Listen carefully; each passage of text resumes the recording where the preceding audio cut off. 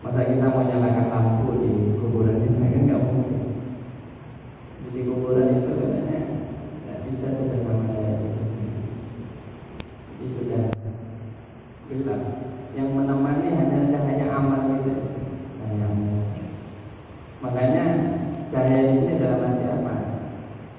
Cahaya non fisik. Disinilah kita supaya tidak terjebak dengan pengertian cahaya secara fisik yang itu bisa diukur, bisa dideteksi. Nah, cahaya non fisik ini ya bagaimana kita mendeteksinya? Nah, dia harus dideteksi dengan ilmu yang datang dari sumber petunjuk itu sendiri, yaitu Allah Subhanahu wa Ta'ala dan Rasulnya. Makanya yang memiliki cahaya ini hanyalah orang-orang beriman. Jadi orang-orang yang beriman, karena imannya itu terus hidup di dalam dadanya, dalam kalbunya, maka dia bisa ya sewaktu-waktu dan bahkan seterusnya untuk menerima cahaya ini selama dia terus memperbaharui imannya. Memperbarui iman dengan apa? Dengan amal soleh. Maka beruntunglah orang yang setelah diberikan cahaya, kemudian dia itu menghiasinya dengan amal soleh, menghidupkannya dengan amal soleh. Dan yang paling utama bukan hanya amal soleh, tapi juga akhlakul karimah, akhlak yang baik. Di sini bukti bahwa cahaya itu pengertiannya secara non fisik itu dalam 2 ayat berikutnya sebenarnya. Fi buyutin adzinallahu an turfa'a wa yudhkaru fiha ismuhu yusabbihu lahu fiha bil ghudwi wal asal. Ini artinya di dalam rumah-rumah yang Allah mengizinkan supaya dinyaringkan dan disebut di dalamnya namanya, nama Allah, asma Allah, dan orang itu bertasbih di dalam rumah-rumah itu pagi dan sore. Yaitu siapa? Rijalun la tulhihim tijaratun wala bai'un an dzikrillah, dan seterusnya. Orang-orang yang selalu berzikir, orang-orang yang tidak pernah hatinya itu merasa terlena ya, oleh bisnis tijarah, oleh usaha perdagangan atau jual beli dan seterusnya. Ini nanti mungkin kajiannya bisa berlanjut kalau sudah. Iya Pak, mungkin berlanjut saja kapan-kapan saja insyaallah. Jadi intinya memang ada hubungan antara amal soleh dengan cahaya, itu ada hubungannya. Makanya ini cahaya yang tidak akan ada habis-habisnya insyaallah. Sampai ke akhirat pun akan terus kita bawa.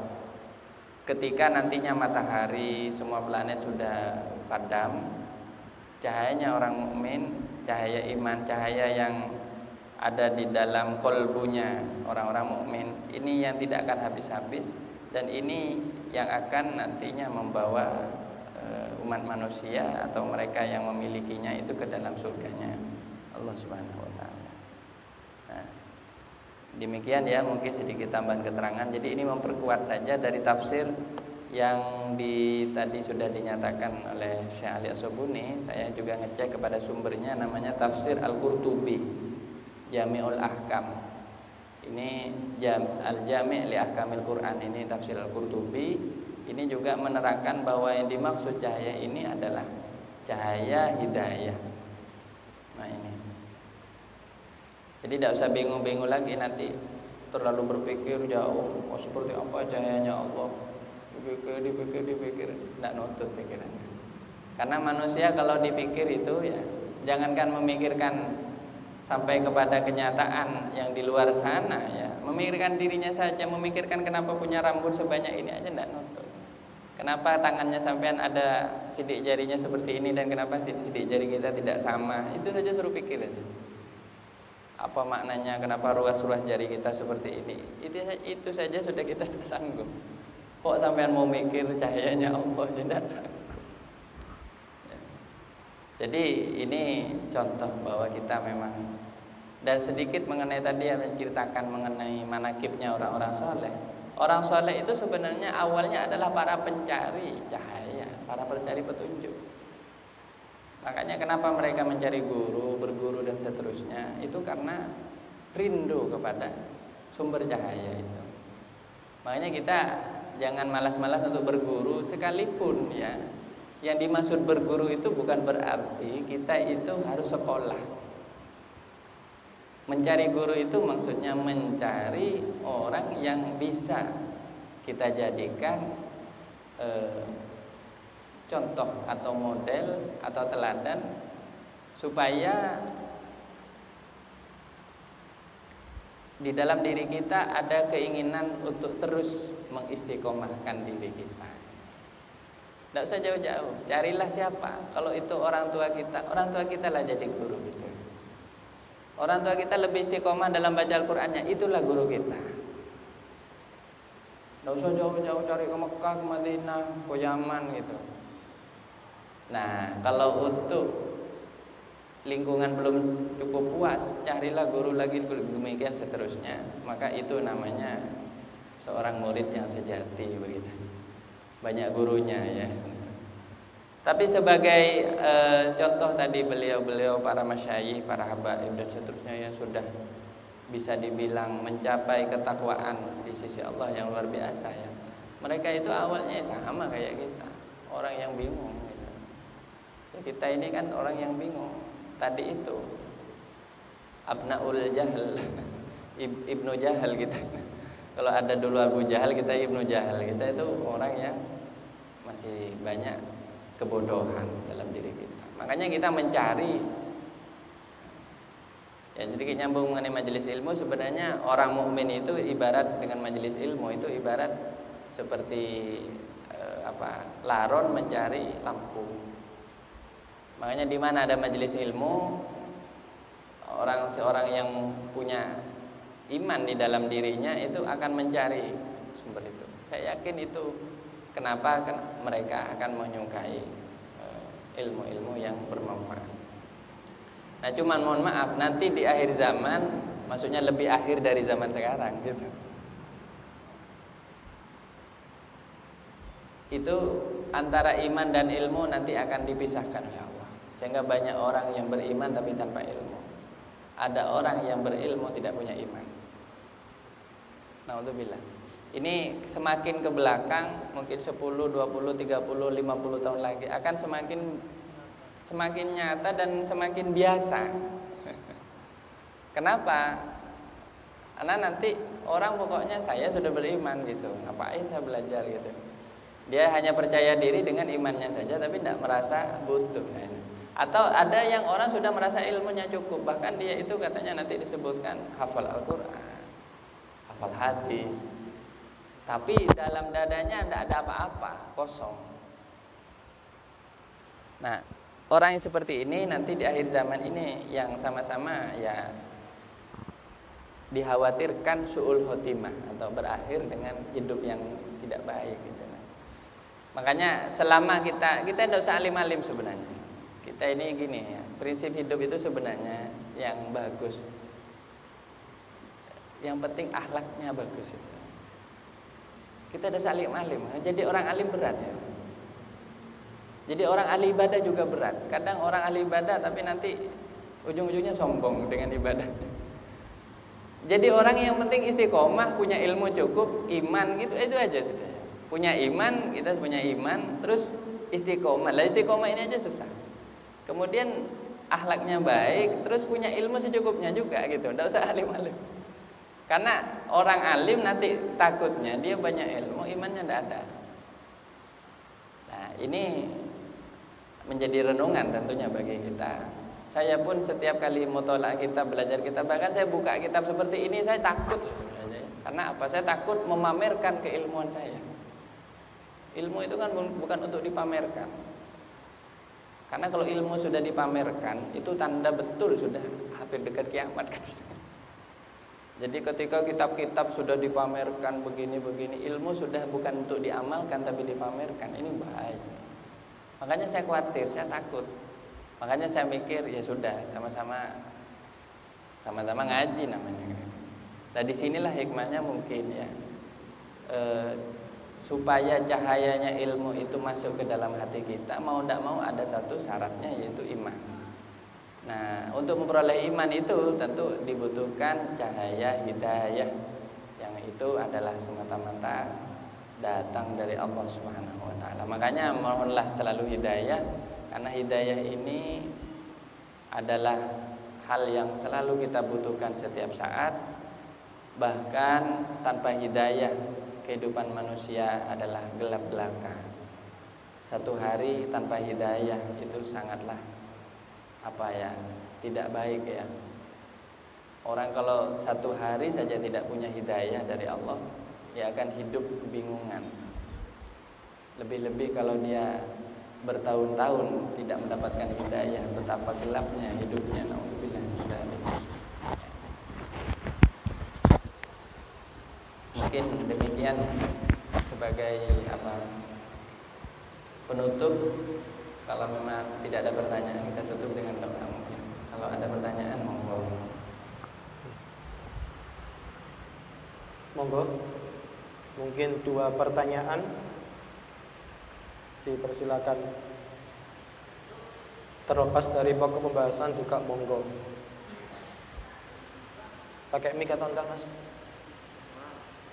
Langsung pun monggo.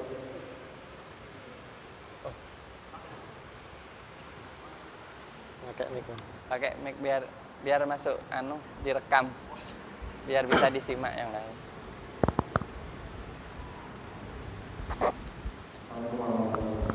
Waalaikumsalam. Di sini yang mau saya tanyakan itu pokoknya adalah perumpamaan. Tadi kan kita sudah membahas bahasanya perumpamaan Allah itu cahaya seperti apa. Sudah terus kemudian terusnya itu juga dengan lapisan kaca.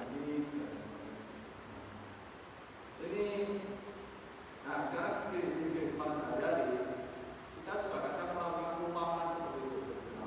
Contoh, kita membuktikan Allah itu beda dengan makhluknya. Kadang kita ya, contoh aja, tukang kayu bikin kursi, kan beda kursi sama tukang kayu lah. Perumpamaan seperti itu. Terus kadang juga kita seperti ini.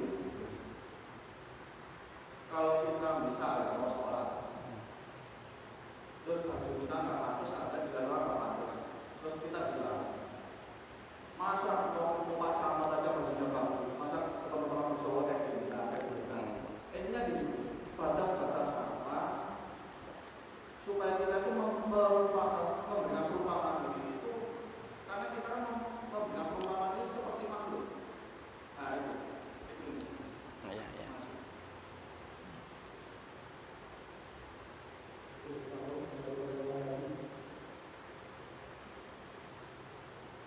Pak Ngadimun. Ini banyak pertanyaan.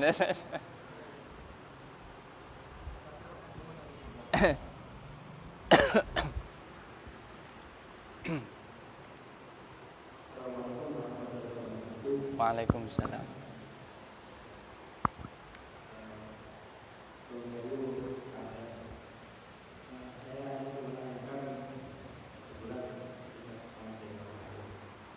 Punya apa?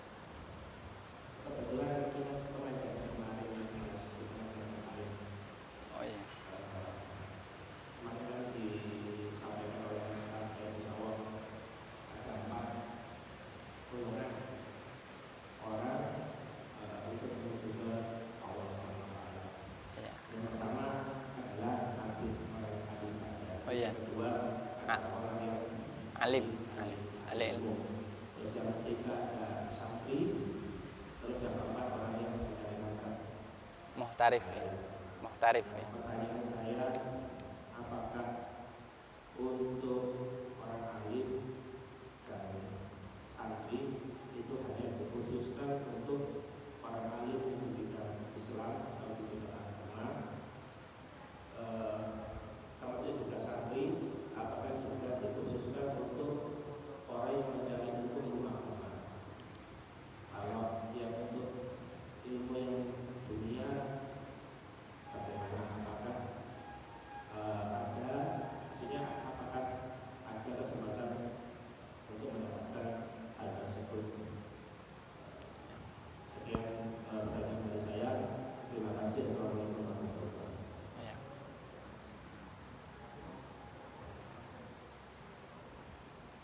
sampean yang jawab. Mungkin ada yang mau menjawab, membantu menjawab. Kan biar enak saling dapat pahala juga. Pertama mengenai masalah perumpamaan atau kiasan. Itu di dalam istilahnya para ulama, perumpamaan seperti itu namanya al-qiyasu ya alal ghaib bisyahid. Ya. Mengkiaskan sesuatu yang tidak kelihatan dengan sesuatu yang kelihatan. Kalau masalah pahala misalnya, ya tidak usah jauh-jauh sampai ke hadirat Allah Subhanahu wa taala yang memang kita tidak tahu zatnya, yang tidak terjangkau oleh akal pikiran manusia. Masalah pahala saja gimana merasionalkan, melogikakan pahala. Ada orang tidak percaya apa pahala itu gitu kan. Ya sampean misalnya melakukan sesuatu kemudian dikasih uang bonus gitu. Nah, bonus itulah bisa dihitung itu, anggaplah kayak itu pahala misalnya. Apa memang seperti itu dan seterusnya. Ada banyak cara untuk mendekatkan pemahaman. Kenapa? Untuk mengatasi kesenjangan pemahaman antara orang awam dan orang yang punya ilmu atau orang yang lebih mengerti lebih tepatnya. Nah, perumpamaan-perumpamaan seperti ini tidak dilarang dalam Islam, tidak dilarang. Cuman yang tidak boleh itu adalah tasbih. Tasbih itu artinya punya keyakinan menyerupakan Allah dengan sesuatu yang bisa diumpamakan. Itu yang tidak boleh. Kalau membuat kiasan-kiasan atau perbandingan seperti itu kan tidak kemudian menganggap Allah sama seperti Pak Camat. Kan tidak seperti itu. Ya, sebagai contoh tadi, kok ada orang pakai baju biasa, tapi kalau sudah mau ngadep bupati atau Pak Camat misalnya, rapinya luar biasa. Rapi, cukup rapi, tapi ketika sholat tidak rapi misalnya. Kita ingin mengingatkan tapi tidak langsung dengan perumpamaan. Kan itu tidak berarti bahwa perumpamaan itu berarti bahwa Tuhan itu sama seperti Pak Camat, kan enggak. Itu hanya memberikan kesadaran bahwa kalau kepada camat saja yang kita hormati, katakanlah misalnya begitu ya, atau kepada orang yang menurut kita terhormat, itu kita ternyata berpakaian baik, berpenampilan baik, kok kepada Allah Subhanahu wa taala yang itu pencipta kita, yang menciptakan kita semua, kok kita itu bagus. Malah perumpamaan seperti itu cerdas. Yang tidak boleh itu kalau mengatakan Allah adalah seperti ini, seperti itu tidak boleh. Karena itu namanya tasbih. Tasbih itu menganggap bahkan berkeyakinan bahwa Tuhan itu dapat diserupakan dengan salah satu makhluknya. Karena memang agama ini kenapa membolehkan adanya perumpamaan-perumpamaan itu, supaya akalnya manusia yang bermacam-macam ini, kesadarannya, IQ-nya bermacam-macam, seperti anak-anak, orang dewasa, orang tua, bisa semua memahami. Misalnya gini ya, masalah turunnya Al-Quran. Gimana turunnya Al-Quran? Masa Al-Quran turun dalam bentuk kertas seperti ini? Pakai perumpamaan. Kalau kertas turun dari langit ya hancur. Kenapa? Wong kertas ini di angkasa sana melayang-layang, berterbangan hancur, kena radiasi matahari hancur. Berarti turunnya Al-Quran tidak dalam bentuk kertas, tapi dalam bentuk nur, cahaya. Makanya wahyu bisa, sebenarnya semua ini bisa dipahami secara akal. Hanya ketika akal itu tidak mampu memahaminya secara utuh, orang membuat kiasan-kiasan. Tidak apa-apa. Itu namanya al-qiyasu alal ghaib bisyahid, al-syahid, al-qiyasu bisyahid alal ghaib. Itu dalam ilmu tauhid ada itu, seperti itu. Termasuk kita tadi sudah membaca sendiri di sini, wa yadribullahul amtsala linnas. Allah memberi perumpamaan-perumpamaan kepada manusia. Memang ini Allah sendiri yang memberi contoh. Tapi yang tidak boleh adalah ketika kita meyakini bahwa perumpamaan itu memiliki makna yang sama seperti harfiahnya gitu. Kalau disebut bahwa tadi ya ini secara zahir, kita kalau tidak ngaji tafsir bahaya. Bahayanya itu kalau berkesimpulan dan berkeyakinan gitu, atas kesimpulan itu. Karena di dalam teksnya di sini Allahu nurus samawati wal ard, Allah adalah cahaya langit dan bumi. Kalau diterjemah seperti itu bisa bahaya.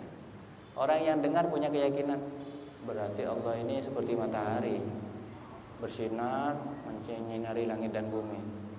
Terus apa bedanya ya Allah sama matahari? Loh ini kan bingung sendiri. Ini namanya apa? Syubhat dalam akidah. Ketika sudah terjadi syubhat dalam akidah, dia menalar sendiri, punya keyakinan sendiri, akhirnya sesat sendiri. Nauzubillah. Maka jangan diterjemahkan Allah adalah cahaya langit dan bumi. Dikasih tanda kurung, Allah adalah pemberi cahaya langit dan bumi. Di sini menjadi jelas. Ternyata memang tafsirnya dari para sahabat begitu artinya.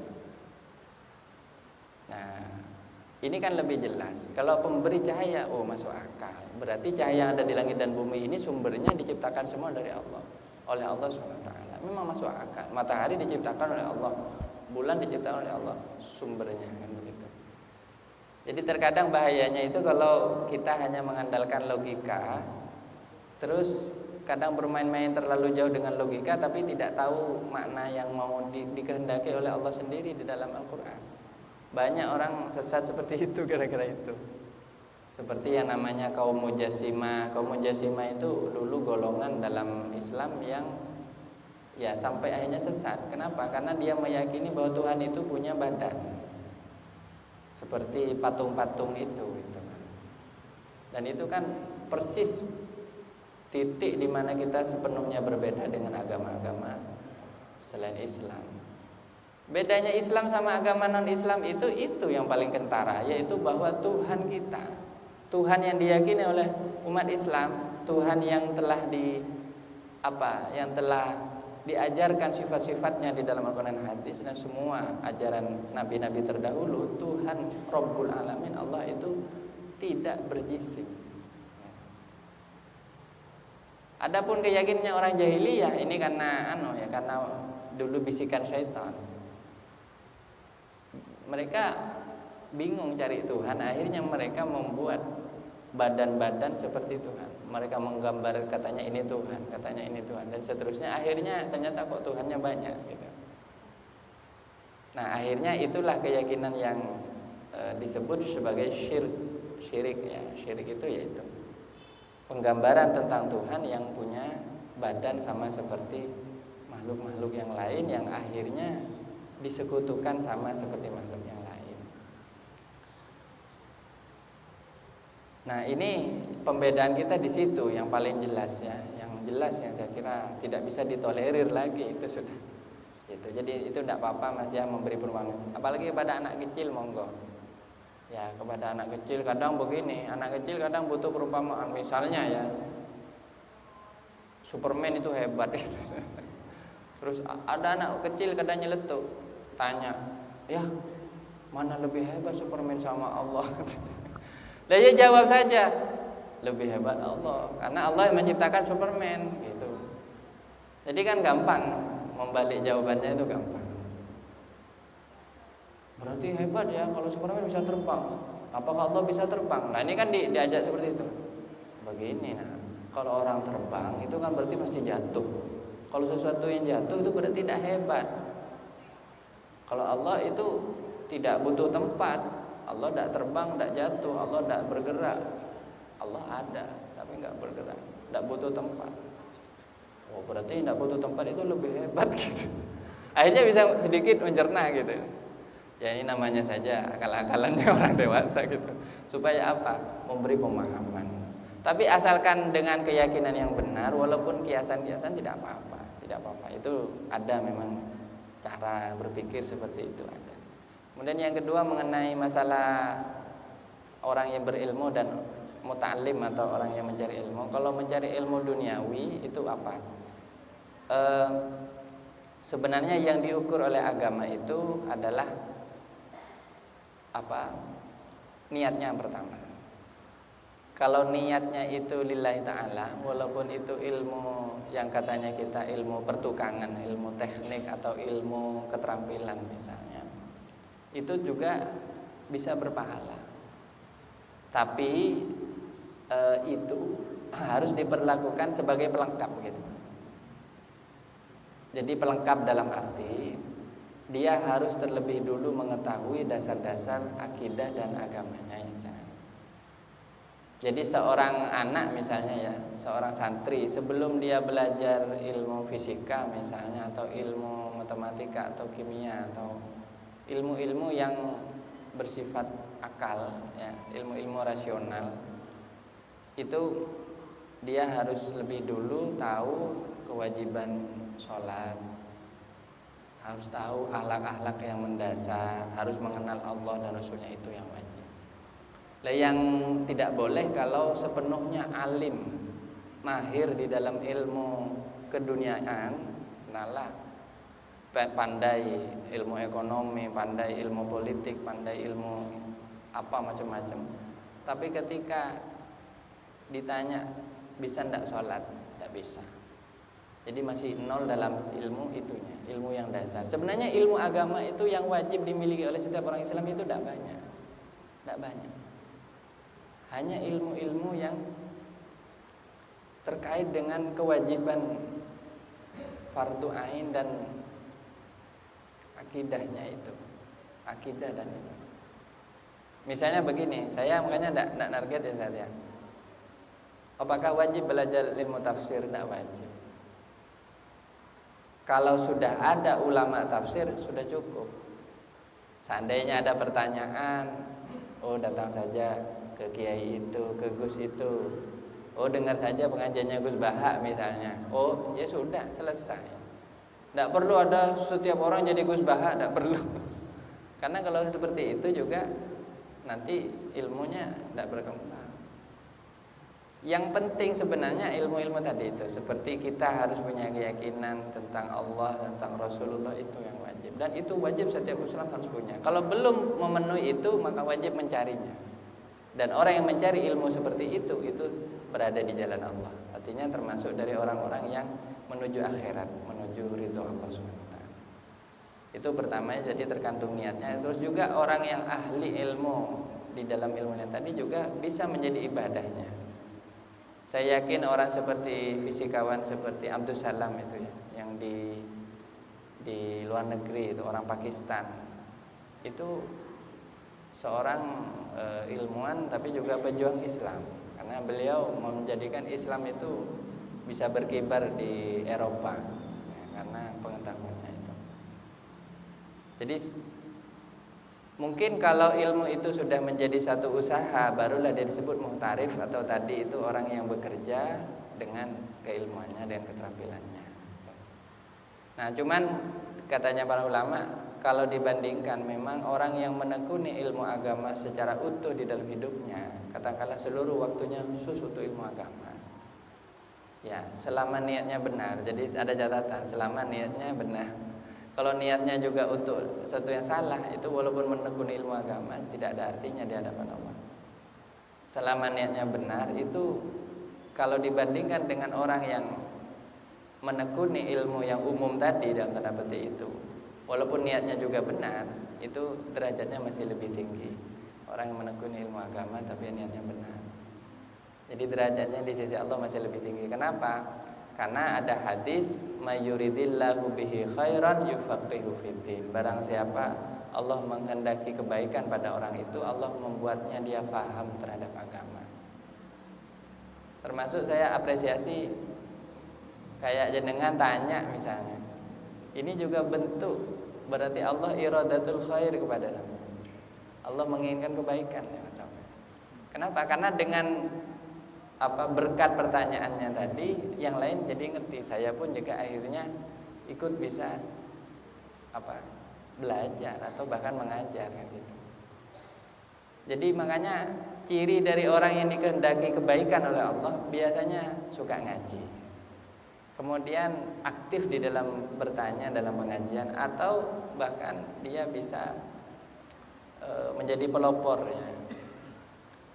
Makanya ini tanda-tanda ada taufik dan inayah dari Allah. Saya jujur sebenarnya tidak percaya loh sama si bisa sampai berapa bulan terakhir ini setiap minggu, setiap 2 minggu kita ngaji kayak gini. Ini kalau enggak karena dikehendaki oleh Allah bahwa kita bisa ngumpul dalam majelis ilmu ya, itu tidak akan masuk tadi itu ya. Tidak akan masuk. Mayuridillahu bihi khairan yufaqihu fiddin. Barang siapa Allah kehendaki kebaikan untuknya, itu hadis sahih. Maka Allah akan buat dia itu senang untuk memahami urusan agamanya. Jadi asal kita punya rasa ingin tahu saja itu sudah bagus. Artinya sudah ada tanda-tanda itu mendapatkan taufik dan inayah dari Allah. Lebih-lebih kalau kita memang tahu gitu. Lebih-lebih kalau kita mengajar. Jadi pahalanya orang mengajar itu cuman unggul dari segi karena dia mengajarkan apa yang dia ketahui. Tapi seandainya yang dia ketahui itu diamalkan hanya untuk dirinya, tidak pernah dibocorkan kepada orang, itu sudah cukup. Makanya yang keliru kalau dia belum tahu sudah ngajar. Jadi, belum tahu apa-apa ngajar. Itu yang diajar tidak tahu apa ya. Nah, insya Allah kalau saya yakin ya itu saja mungkin ya sebagai tapi paling dihargainya adalah niat sebenarnya.